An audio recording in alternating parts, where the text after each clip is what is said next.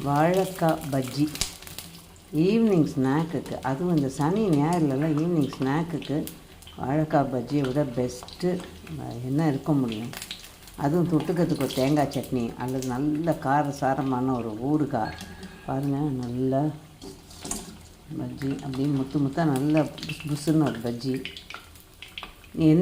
என்ன காய் போட்டாலும் இந்த வாழைக்காய் குழம்பு பண்ணுறோமோ, கறி பண்ணுறோமோ, கூட்டு பண்ணுறோமோ, எதுவாக இருந்தாலும் இந்த பஜ்ஜிக்கு ஆப்டாக வாழைக்காய் இருக்கா மாதிரி வேறு எந்த காயும் இருந்தது கிடையாது.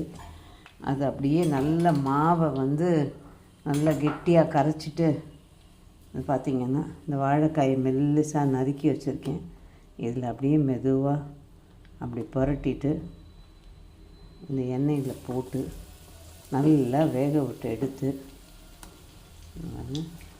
இந்த மாதிரி